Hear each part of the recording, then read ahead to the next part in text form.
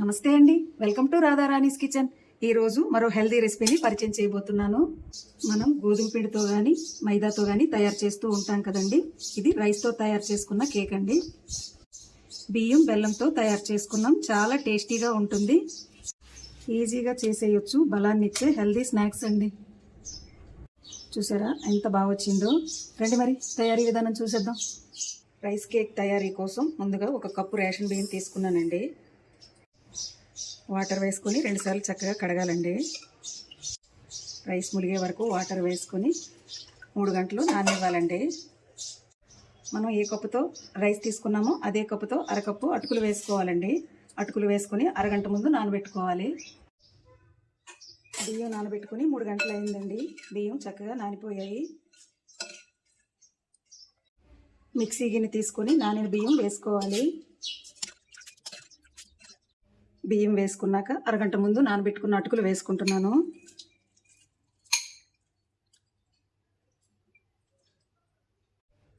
కొంచెం ఉప్పు,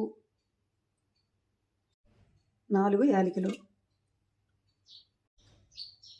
చిటికెడు వంట సోడా, అరకప్పు పచ్చి కొబ్బరి వేసుకొని మెత్తగా మిక్సీ పట్టుకోవాలండి. మిక్సీ పట్టుకున్న పిండిని ఒక బౌల్లో వేసుకోవాలి. పిండి కొద్ది కొద్దిగా చూసుకుంటూ వాటర్ వేసుకొని ఈ విధంగా రుబ్బుకోవాలండి.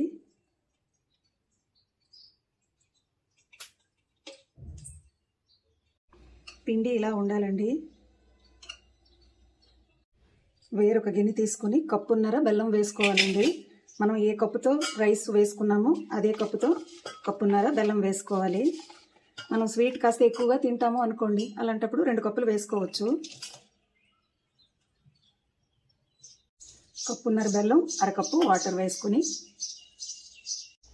స్టవ్ పై పెట్టుకొని కలుపుకుంటూ బెల్లం కరగనివ్వాలి. పాకం ఏమీ రావాల్సిన అవసరం లేదండి, బెల్లం కరిగిపోతే సరిపోతుంది.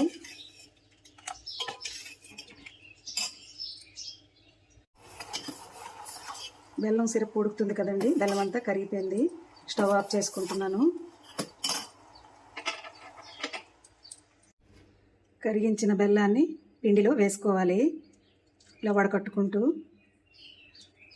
వడకట్టుకున్నాం అనుకోండి, ఏదన్నా చెత్తన్నా వచ్చేస్తుంది. బెల్లం సిరప్ వేసుకున్నాక చక్కగా కలిసేలా కలుపుకోవాలండి.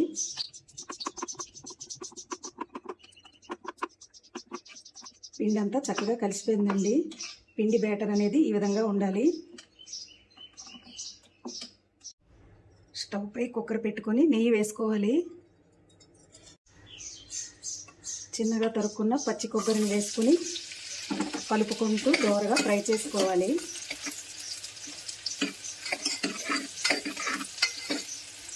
నెయ్యిలో చక్కగా ఫ్రై చేసుకోవాలండి.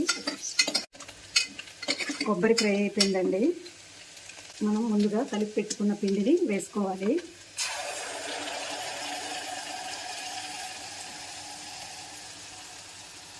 పిండి వేసుకున్నాక కుక్కర్ మూత పెట్టుకోవాలండి. పైన వెయిట్ తీసేయాలి. 2 నిమిషాలు హైలో పెట్టుకుని 15 నిమిషాలు సిమ్లో పెట్టుకుని ఉడికించుకోవాలి. సిమ్లో పెట్టుకుని 15 నిమిషాలు అయిందండి. ఉడికిందో లేదో చూద్దాం.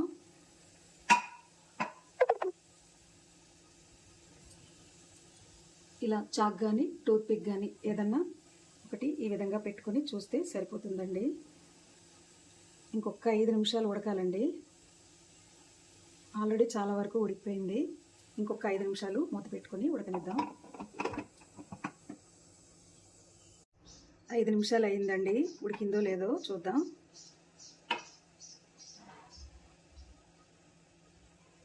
ఉడికిపోయిందండి. స్టవ్ ఆఫ్ చేసుకొని మూత తీసి గంట చల్లారనివ్వాలి. స్టవ్ ఆఫ్ చేసుకుంటున్నాను. స్టవ్ ఆఫ్ చేసుకొని స్టవ్ పైనుంచి దించేసుకొని గంట చల్లారనిద్దాం. కేక్ చల్లబడిందండి. ఇలా సైడ్లు గరిటతో ఈ విధంగా ఇలా లూజ్ చేసుకోవాలండి. పిల్లలు స్నాక్స్ అని అడిగితే ఈ కేక్ చేసి పెట్టండి, చాలా ఇష్టంగా తింటారు. హెల్త్కి మంచిది, ఈజీగా చేసేయచ్చు. చూసారా ఎంత బాగా వచ్చిందో. మీకు గనక ఈ కేక్ రెసిపీ నచ్చినట్లయితే లైక్ చేయండి, షేర్ చేయండి, మా ఛానల్కి సపోర్ట్ చేయండి. Thanks for watching.